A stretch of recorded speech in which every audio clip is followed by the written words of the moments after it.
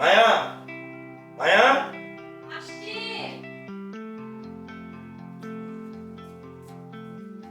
শোনো, আমার আজ অফিস থেকে ফিরতে একটু লেট হবে, বুঝছো? তুমি বাবাকে নিয়ে সময় মতো খেয়ে নিও। ঠিক আছে, তুমি কোনো চিন্তা করো না। আর আমার অফিসের ব্যাগটা দাও। হ্যাঁ, দাঁড়াও দিচ্ছি।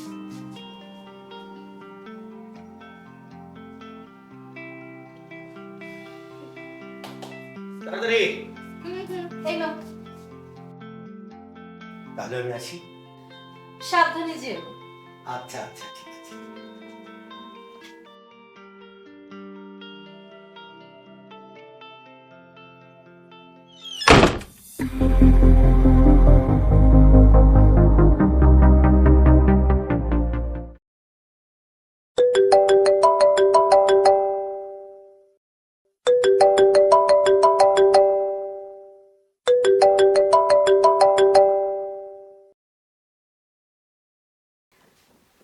হ্যালো।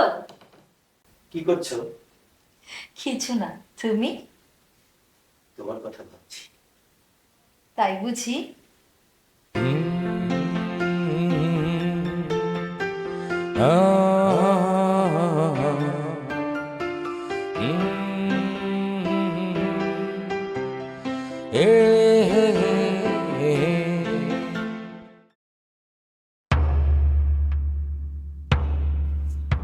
কি ব্যাপার বাবা, আপনি এখনো পেপার পড়ছেন? কি করব বৌমা? কি করবেন জানেন না? বাজারে যান, বাজার করে আনো। কি হলো, চেয়ে আছেন কেন? কি বলছো তুমি বৌমা? আমি বাজারে যাব? এমন ভাব করছেন, মনে হয় জীবনে কোনোদিন বাজারেই যাননি। বৌমা, আমি তোমার বাবার মতো। বাবার মতো? কিন্তু আমার বাবা তো নন।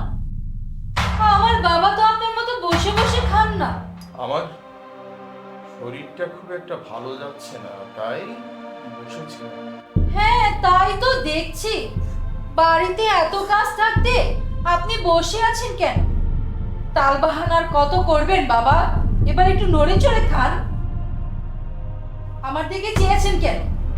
তোমাকে দেখছি বৌমা। আমাকে নতুন করে দেখার কি আছে?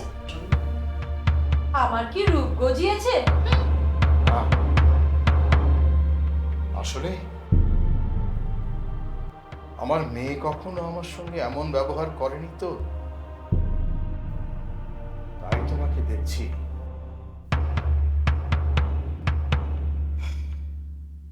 দাও, ব্যাগটা আমাকে দাও, আমি বাজারে যাই।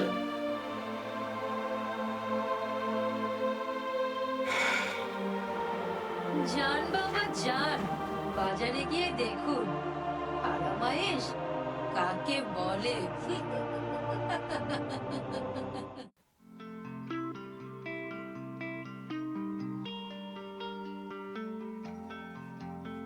মায়া,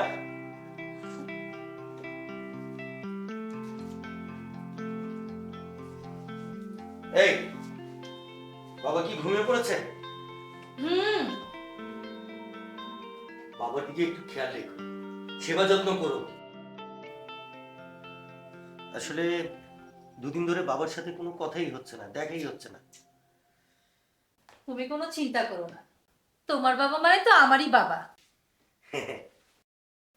ও হ্যাঁ, অফিসের কাজে কাল চট্টগ্রাম যেতে হচ্ছে, আসতে দু একদিন সময় লেগে যেতে পারে। তুমি একটু বাবার প্রতি খেয়াল রেখো। খুব টায়ার্ড লাগছে। ঠিক আছে, তুমি ফ্রেশ হয়ে নাও, আমি খাবার গরম করে দিচ্ছি। আচ্ছা।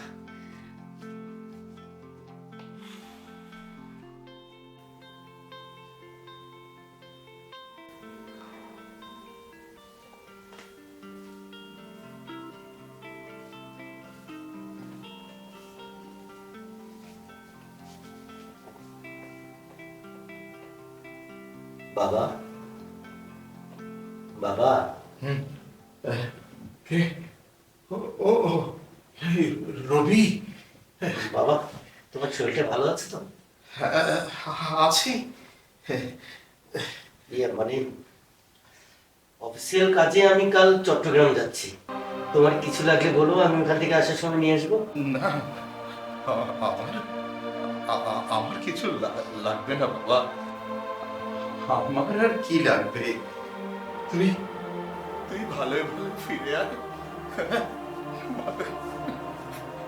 বাবা, এ কি? তুমি কাঁদছো কেন বাবা? আমি তো যাবো আর আসবো।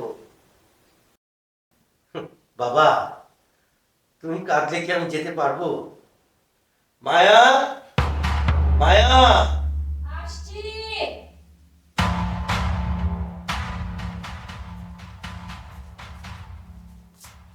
শোনো, বলো। বাবার দিকে খেয়াল রাখবে, আচ্ছা। ঠিক আছে বাবা? আমি তাহলে আসি। যাবি? আচ্ছা, সাবধানে যাস। আমার খেয়াল রেখো।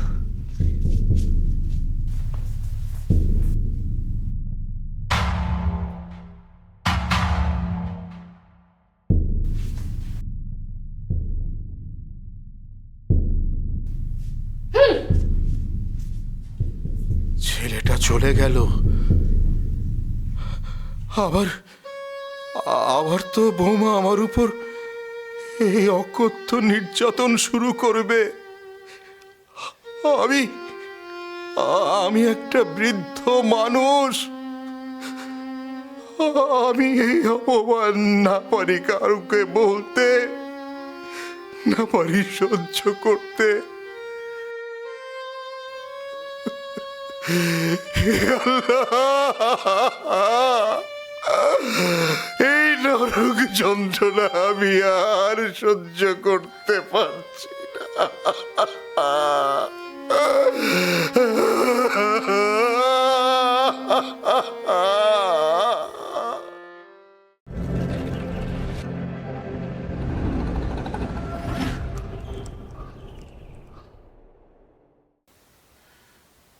বাবা,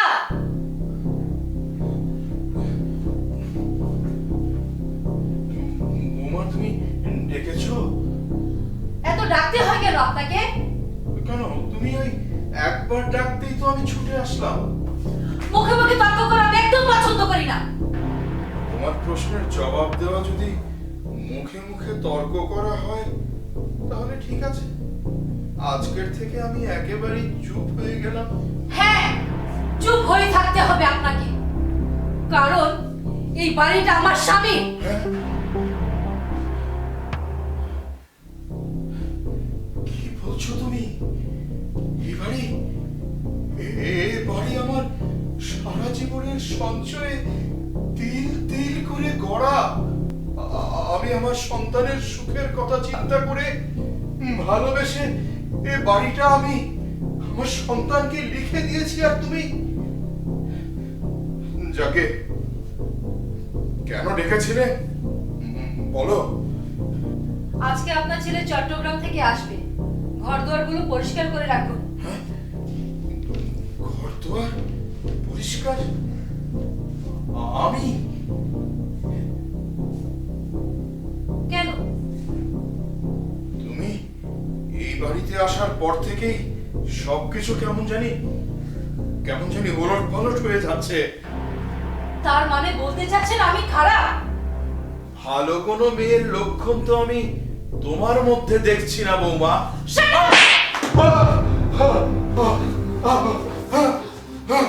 বেরিয়ে যান, এই বাড়ি থেকে বেরিয়ে যান। বৌমা!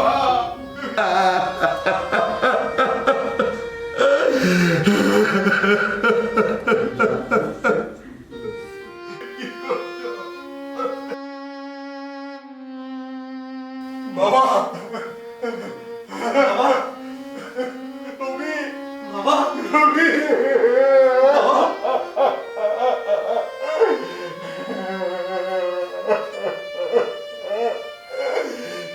আমি কি দিচ্ছি বাবা?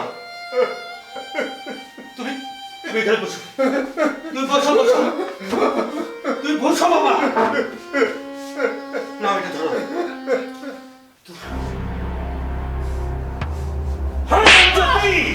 তোর কত বড় সাহস!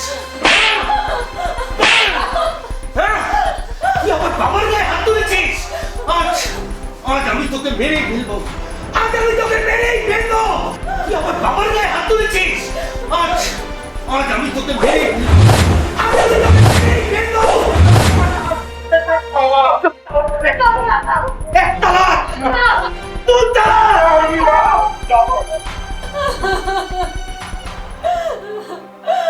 আমাকে ক্ষমা করে দাও, আমি ভুল করেছি, মস্ত বড় পাপ করেছি। আপনি ক্ষমা না করলে আপনার ছেলে আমাকে ক্ষমা করবে না, আমাকে তালাক দেবে।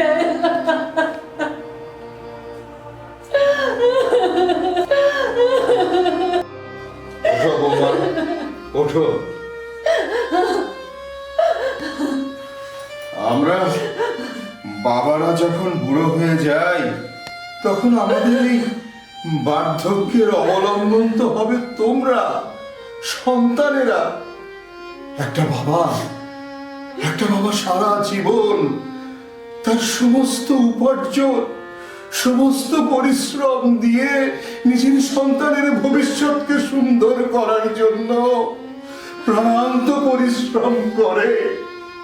আর সেই তোমরা, যখন তোমরা তাদের অবলম্বন হওয়ার কথা, তখন তোমরা তাদেরকে ছেড়ে চলে যেতে চাও নিজেদের সুখের জন্য।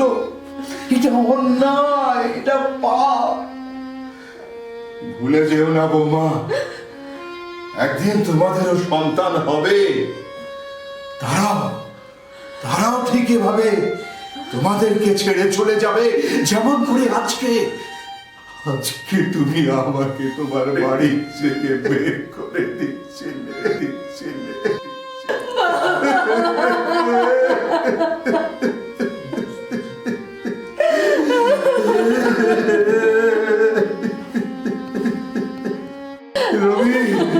রবি,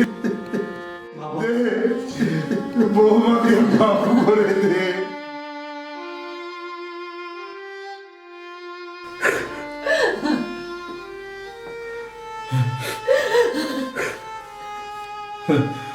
রবি, বাবা, তুই বৌমাকে এবারের মতো ক্ষমা করে দে বাবা, ক্ষমা করে দে। ওর ভুল বুঝতে পেরেছে, ক্ষমা করে দে বাবা। কাঁদিস না রে, তোর আজকে কাঁদিস না।